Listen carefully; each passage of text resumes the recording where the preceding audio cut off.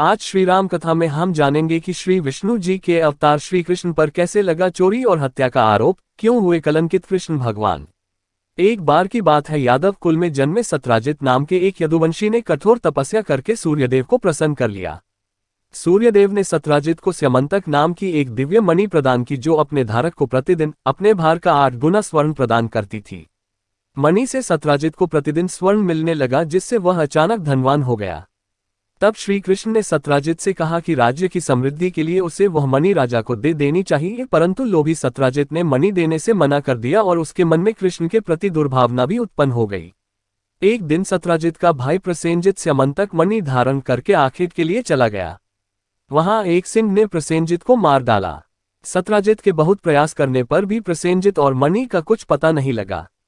चूंकि कृष्ण सत्राजित से मणि मांग चुके थे, इसलिए सत्राजित ने कृष्ण पर ही प्रसेनजित की हत्या और स्यमंतक की चोरी का आरोप लगा दिया। कृष्ण को खुद पर लगे कलंक को मिटाने के लिए मणि खोजना आवश्यक था। वह उसी वन में गए जहां प्रसेनजित आखेट के लिए गया था। कुछ देर बाद कृष्ण को प्रसेनजित का सड़ा गला शव मिल गया, जिसे एक सिंह मारकर छोड़ गया था। परंतु कृष्ण को मणि नहीं मिली। वह सिंह के पंजों के निशान का पीछा करते हुए आगे बढ़े तो उन्हें कुछ दूरी पर सिंह का शव पड़ा मिला। उसके निकट एक विशाल भालू के पंजों के निशान थे, परंतु मणि फिर भी नहीं मिली। फिर वह भालू के पैरों के निशान का पीछा करते हुए एक गुफा तक पहुंच गए। उन्हें गुफा के भीतर से तेज प्रकाश बाहर आता दिखा, जो निस्संदेह स्यमंतक मणि से निकल रहा था।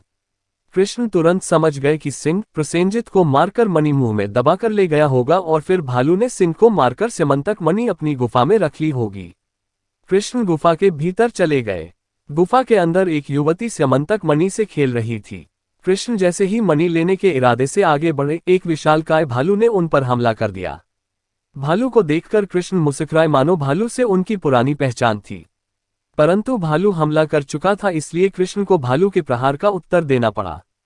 दोनों में घमासान युद्ध छिड़ गया, जो कई दिनों तक निरंतर चलता रहा। आखिर भालू थक गया। तब उसे एहसास हुआ कि उसका सामना किसी साधारण मनुष्य से नहीं हुआ था। उसने हाथ जोड़कर कृष्ण से उनका परिचय पूछा। कृष्ण ने मुस्कुराकर कहा, प्रिय जाम्बवान, तुमने मुझे नहीं पहचाना, लेकिन मैंने तुम्हें देखते ही पहचान लिया था। मैं नारायण हूं और तुमसे त्रेता युग में मिला था, जब मैंने राम के रूप में अवतार लिया था। अब मैं द्वापर युग में कृष्ण के रूप में आया हूं।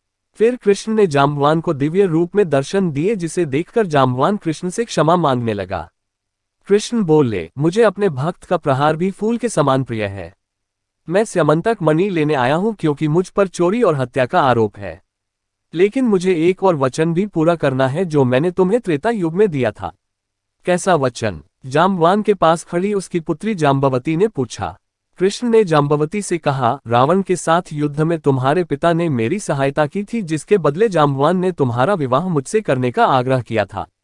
परंतु तब मैं एक पत्नी व्रत से बंधा था, इसलिए मैंने जाम्बवान को वचन दिया था कि मैं अपने अगले अवतार में उसकी यह इच्छा पूर्ण करूंगा, और मैंने तुम्हें भी यह वरदान दिया था कि तब तक तुम्हारा यौवन यथावत रहेगा। मैं तुम्हें अपनी पत्नी स्वीकार करता हूं। फिर कृष्ण अपनी पत्नी जाम्बवती और स्यमंतक मणि साथ लेकर द्वारिका लौट आए।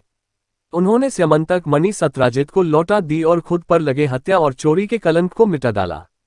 इसके बाद कृष्ण ने सत्राजित के अनुरोध पर उसकी पुत्री सत्यभामा को भी पत्नी रूप में स्वीकार कर लिया। बाद में देवर्षि नारद ने कृष्ण को बताया कि भाद्रपद की चतुर्थी के चंद्रमा का दर्शन करने से उन पर यह कलंक लगा था। यही कारण है कि हिंदू संस्कृति में चौथ का चांद देखना अशुभ समझा जाता है।